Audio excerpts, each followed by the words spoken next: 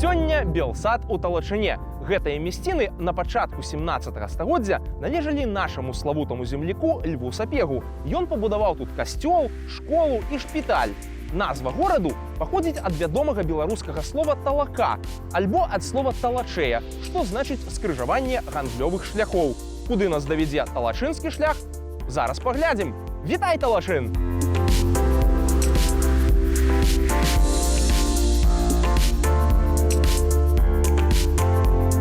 Горад вельмі прыемны, людзі вельмі прыемныя, горад чысты, такі прываблівы. Ёсць шмат розных месцаў, такіх мясцін гістарычных, якія можна наведаць.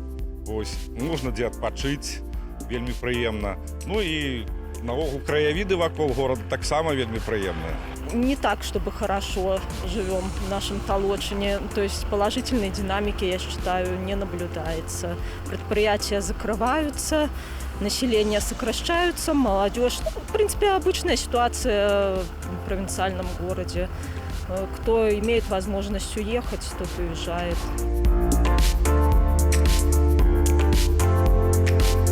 Зачыніліся шмат розных прадпрыемстваў, якія існавалі раней.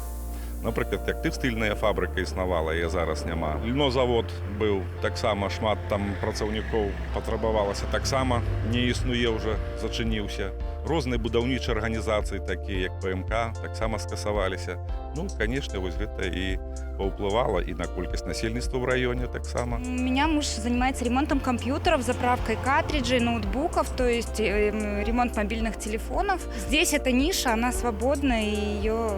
Ну вот мы ее заняли достаточно успешно. Если специальность рабочая, ну каких-нибудь рублей 200, 300, там, ну 400, там, это даже хорошо, если 400. Я думаю, что именно вот мужскому населению особенно тяжело. Поэтому как бы у наших мужчин немножко, я думаю, состояние стресса, депрессии такой, что и поэтому они стараются как-то куда-то уехать, где-то заработать. Вот я же сам уволился и поехал в Клянович, устроился.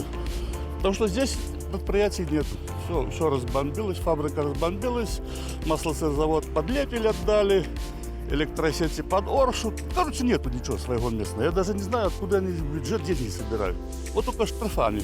Прошел без фликера, тик, вот тебе бюджет.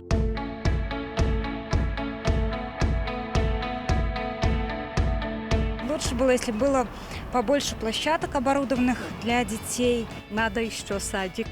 Деток много, а садика только 3. Ну, кинотеатр есть, но пойти так-то некогда.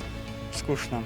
Побольше открыть каких-нибудь интересных заведений, как в больших городах. Те же самые кафе, что еще, развлекательные какие-то центры для детей.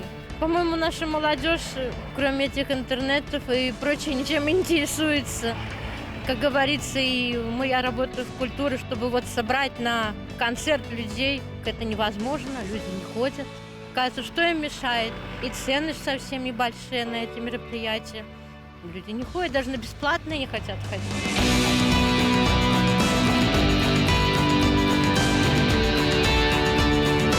Хіба нідзе ў свеце вы не знойдзеце такой канцэнтрацыі манументаў правадыра сусветнага пралетарыяту, як у Талачыне.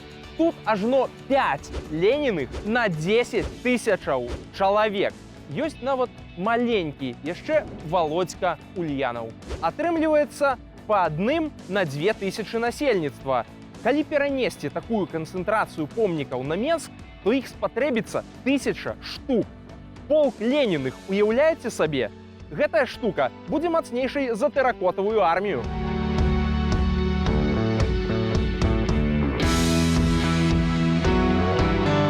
Крыху ёсць некаторыя такія аддаленыя мясціны ў горадзе, дзе туды яшчэ не ходзіць гарадскі транспарт. Таму што аўтапарк наш таксама зараз уже перайшоў пад Віцебскі аўтапарк.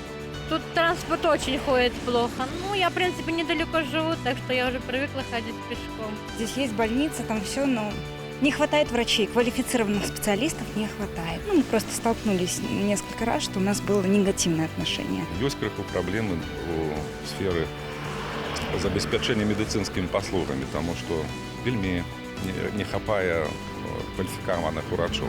То есть, і яны вельмі часта мяняюцца.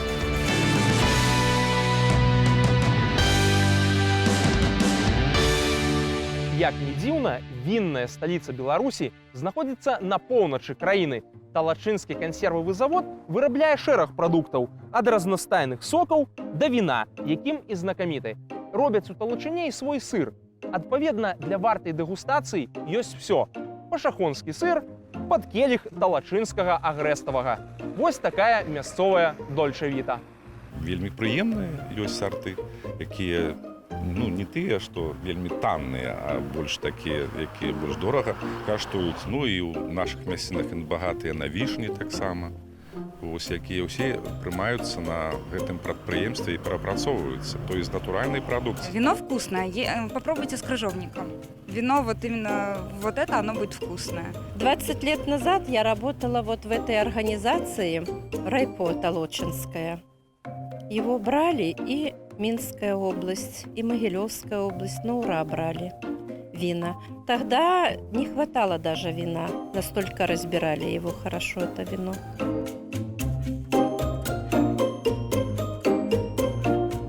Молодежь просто рвется подальше от Толочина. Кто-то в России, кажется, вроде бы и уехал. Дети, которые вырастают, выучиваются, в основном уезжают, если есть такая возможность куда-то. Жилье не строится. Надо, чтобы больше жилья строилось, чтобы молодежь оставалась. И это все одно за одно цепляется. Будут предприятия работать, молодежь будет работать и, естественно, оставаться здесь. Белорусские гастарбайтеры – это в России это обычное дело. То есть из Толочина очень много мужчин ездят на заработки в Россию. И, соответственно, и семьи разрушаются из-за этого. Не все и приезжают, а сколько людей приехали с разбитыми головами, кого-то и в гробу привезли. Так что такая вот ситуация. Неяк карэнным чынам змяніць абставіны ў нейкім адным горадзе немагчыма. Это праблемы не толькі нашага горада, это праблемы многіх невялікіх гарадоў. Дапамагае ў жыцці мясцоваму насельніцтву ўласная гаспадарка. Гэтак у Талачыне людзі ўтварылі паўнавартасныя агароды нават для шматкватэрных дамоў. Такі от мясцовы каларыт. А нам час рушыць далей. Так што пішыце на нашу скрыню, і мы будзем і ў вашым горадзе, бо вашыя праблемы важныя для нас. Белсат едзе!